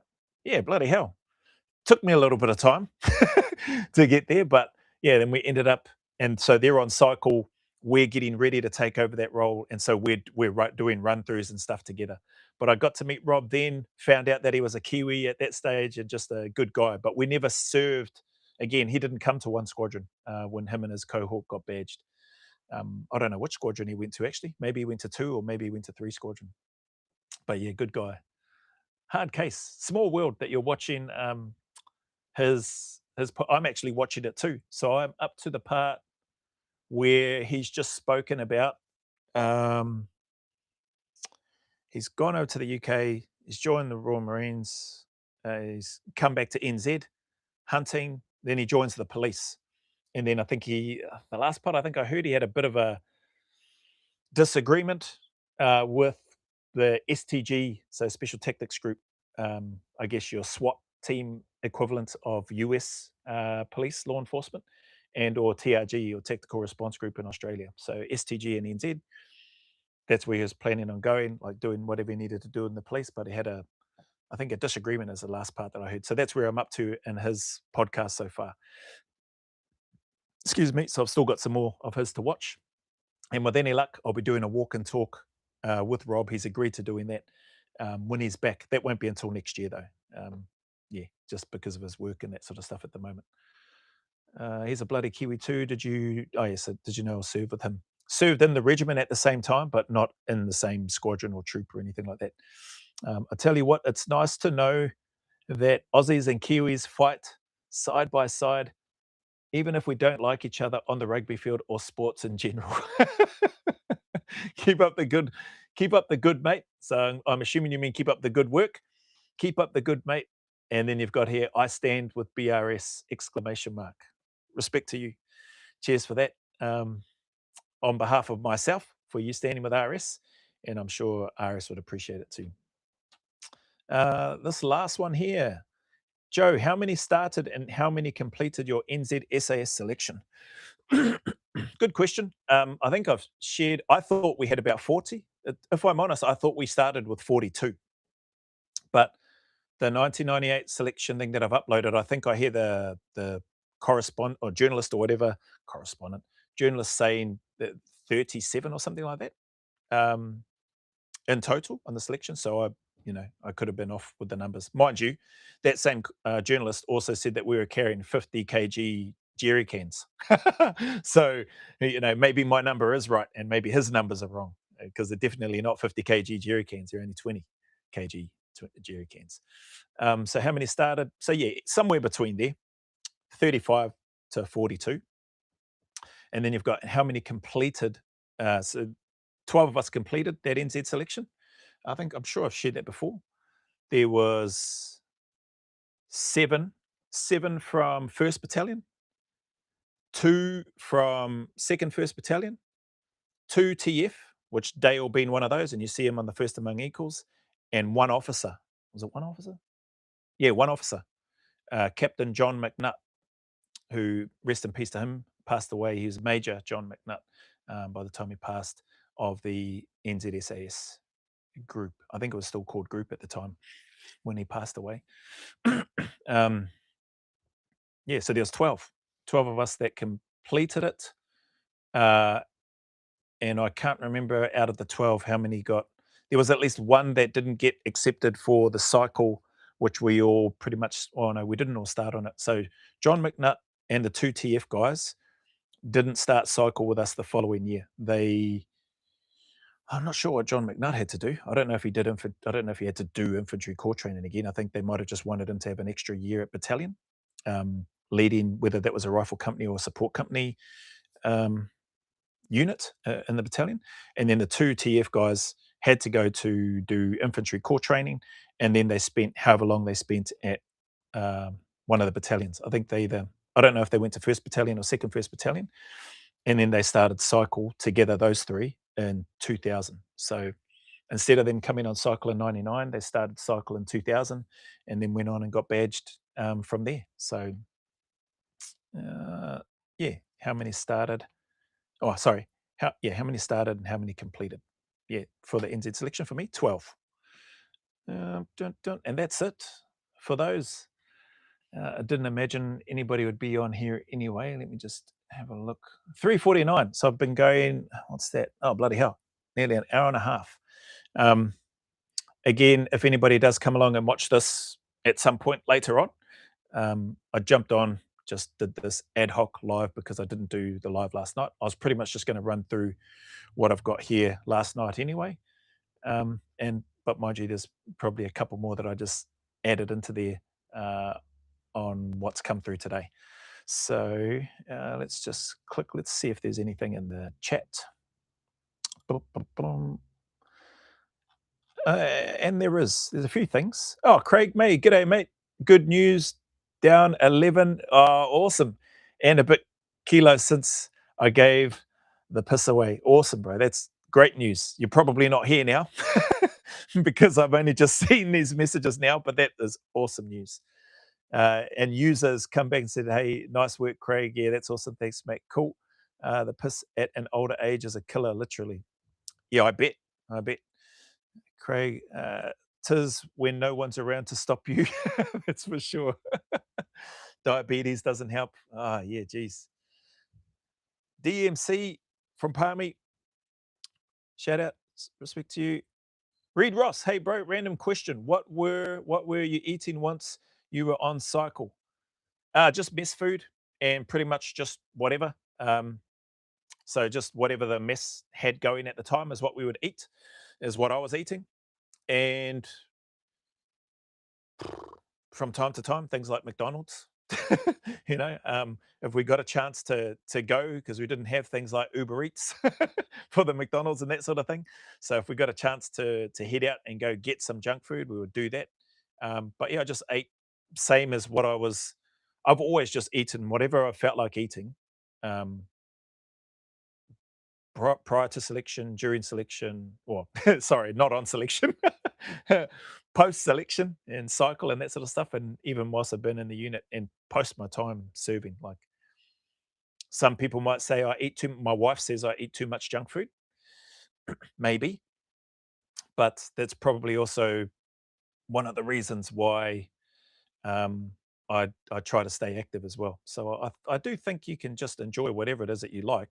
What is it? What do they say? Within moderation, as long as you are, you know, equally or maybe a little bit more, put in a little bit more time and effort and energy into physically looking after yourself or maintaining yourself. Don't get me wrong. There's times where I've let myself go and blink and probably haven't been where I've wanted to be, and then going, oh bloody hell, guts is bloody looking a bit no good right there, cuzzy, to myself and going, yeah, I need to sort myself out. So I think those moments happen for everybody. I don't think there's anything wrong with that. But the sooner you, for me anyway, the sooner I catch that and then start doing something about it, the better. The less pain, the less it hurts. So yeah, that's what I was eating. And then what about once you were badged? Yeah, I think I answered that. I've always just eaten whatever I felt like eating. Mess food again, if I was in the barracks, home cooked meals, um, anything, veggies, salads, meats, fats, junk food, ice cream, lollies, chocolate. Um, yeah, whatever's there. I don't think maybe there's people nowadays that may be a bit more pedantic and particular about what they eat and how they choose to fuel their temple.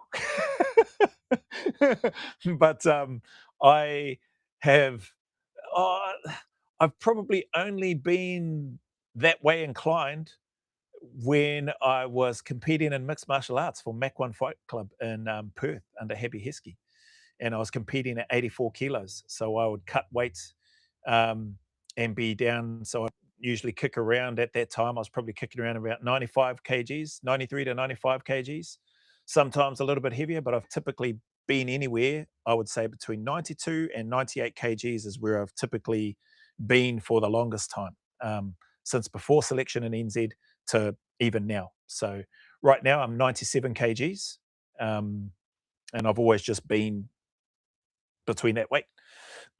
um, but competing at 84, I needed to be much more strict with my eating, and so that I could not have a miserable cut in terms of cutting weight. So yeah, that's what I'd say. There may be people out there. There probably are people out there that are much more pedantic, specific, disciplined with regards to how they choose to eat and how they choose to fuel themselves and what weight they want to be at. I've never, even now, like, reason that I say I'm 97 kgs is because just out of interest, I weighed myself last night just to see what I weighed after having a feed, after having dinner. And I was at 97 kgs. So I was after having a pretty decent feed, had quite a bit of water. I actually had uh, a bottle and a can of the Waimanuka. So what's that? 550 mils of that, um, which is delicious. So I shouldn't say of that, of Waimanuka, like New Zealand's premium non-alcoholic sparkling beverage.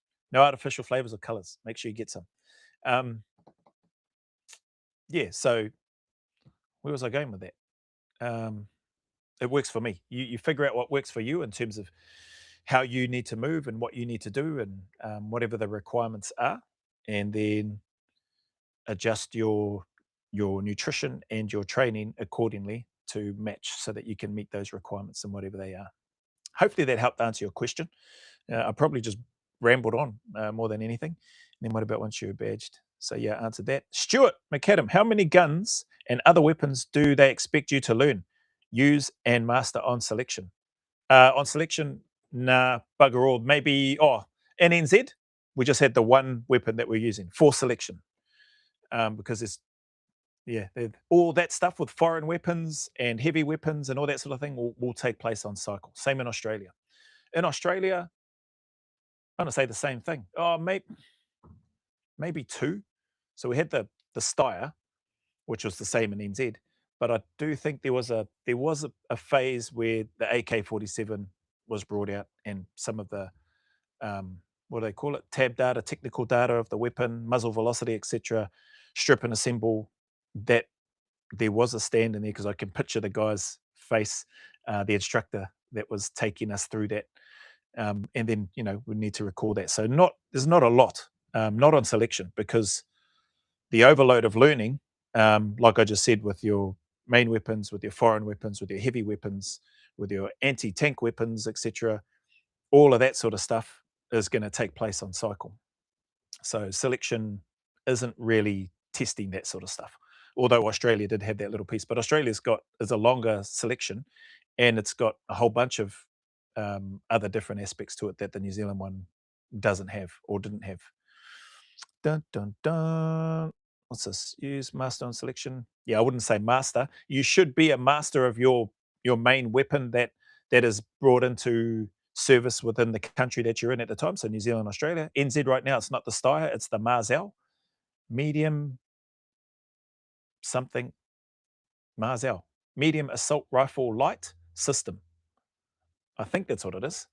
Marzal, medium assault rifle system light, or maybe that's what it is. Something like that. Um, whereas it was a Steyr when I went through. So you should be a master at your primary individual weapon before you go on to selection for both NZ and Australia, because there likely will be times, weapon handling, weapon stoppages drills, or the IAs, the immediate action, that you need to carry out with those and show that you're competent with it. The NZSA Stocko made it sound like you're pulling stuff out of John Rambo's closet non-stop. Oh, which part? Not on selection, but on cycle. Yeah, there's the 50 cal, there's the Mag 58 or GPMG or General Purpose Machine Gun, which is just a 7.62 one. You've got potentially you'll be exposed to the sniper weapons, so maybe an SR98, maybe a 50 cal Barrett, maybe an AWS, so an Arctic Weapon Suppress, possibly. Maybe the SR25, which is just a 7.62 type M4. Your M4s, your M203s, so your basically your M16 with a M203 on the bottom, your M79s, grenade launchers, your I think I already said the 50 cal, your Mark 19s nowadays, these days. What else? Then you've got your M72s or your 66 rockets, your 84 millimeter Carl Gustavs, your javelins, um, your pistols, your MP5s, different types of pistols, Browning, Sig Sauer, H&K. Bloody hell! There's nearly 20 weapons already that I just went through, just off the top of my head, and I've probably forgotten a whole bunch of the weapons and stuff as well. So I'm not sure which part in the NZSA Stocko where it seems like they're pulling stuff non-stop out of out of the closet non-stop like John Rambo. It's more if that is happening, it's not on selection. That all of these sort of weapon systems and stuff you've been exposed to and needing to use and use competently and being able to strip and assemble, being able to see it blindfolded, whatever, is done during cycle. So yeah, it's a pretty good system. It may seem, I don't know, for some people it might seem overwhelming, and I think maybe it is for some people. Um, but again, that's the job. So you either pick it up and learn it, and you can apply it, or you can't. And if you can't, well then yeah, can't stay there. So yeah, hopefully that helps answer that, Stuart. Rubber Kiwi, the reason we play rugby so hard against each other, NZ versus Australia, is because the rest of the world is too soft and weak to fight us both in a war. Our country's original national pastime. Shout out Rubber Kiwi.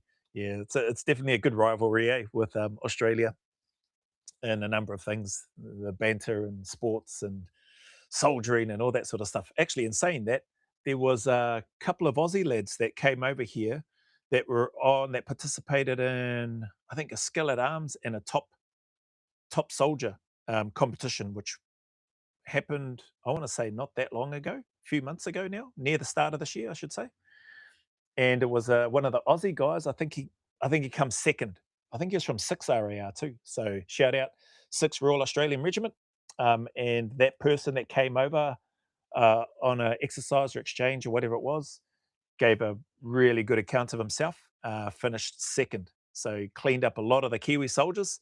But it was a Kiwi soldier that ended up just, I don't know by how much, the Kiwi soldier that come first. Some might say, oh, it's a conspiracy. They didn't want to let the Australian win.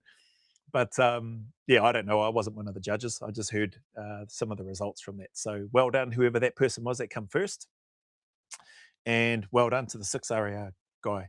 Um, my One of my sons, who met and did some work with the Australian guys that came over, spoke highly of those Aussie guys that came over. So that tells you something. If one of my sons, whose brains I've managed to corrupt against Australia, no, I haven't. They're Australians. They had to apply for their New Zealand citizenship here before they could get into the army. So they are Australian citizens now, New Zealand citizens. But they spoke highly, or he spoke highly, I should say. One of the sons, not both of them, did stuff with them. Spoke highly of the Aussie guys that came over, so that was good to hear. I said, "Oh, did you keep in touch with him? You got his details?" He goes, "Yeah, he got his details." So they might interact from time to time. But yeah, that's good. What's this? Charlie 29 modular assault rifle system. Oh, there you go. Modular assault rifle system light. I think I must have only got assault rifle and maybe light, right? Cheers, Charlie 29.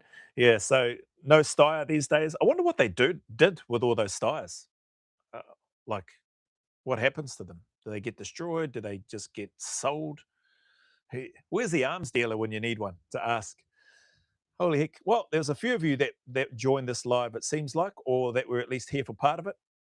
Yeah, appreciate you fellas stopping by on your time. Again, apologies if you were jumping on at 7:30 expecting to see my live.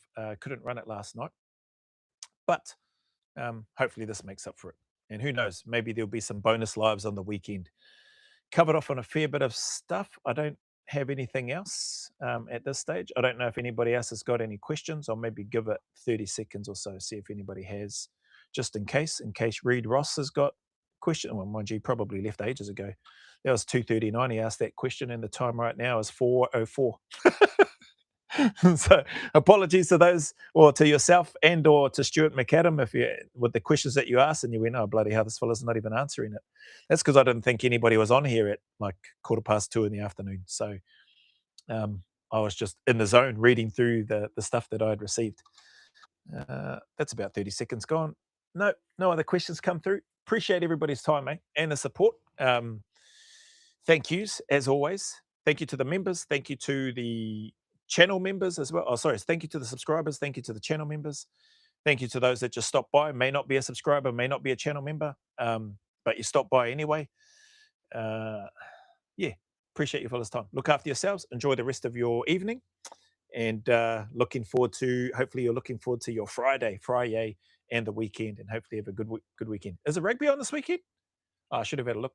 Oh, I can't watch it live anyway. I haven't got a bloody Sky account, so I'll be waiting for blinking. What's the name? YouTube highlights, or if I get really like wanting to see what's happening, I might jump on and do a what's the live score update, or I might listen to one of those YouTube react live reaction people that do the rugby commentary. Now, there's a guy in NZ. I can't remember his name. Skinny Parkia fella has the doesn't show the game, just has the teams and stuff in the background. He seems to do a good job. He usually has quite a few people in his lives. I'm usually there watching when I can't wait for the highlights to come out to see what the score is to get a bit of an idea. So maybe I'll end up watching those if there's any rugby on this weekend. That being said, thanks again, eh? Look after yourselves, and you will see me on the next video. Kakeets peeps, look after yourselves. Oh, Stuart McAdam was meant to say cycle. Oh, yeah, all good. I see that. Yeah, yeah. Cycle, yeah, there is, yeah, there's a heck of a lot. You're in and out of that armory, and there's a whole bunch of stuff in there, and yeah, you're grabbing a whole bunch of stuff. So yeah, it can seem like that.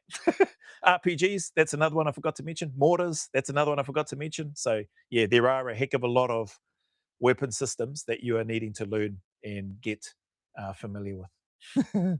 Anyway, kakeets. Stop.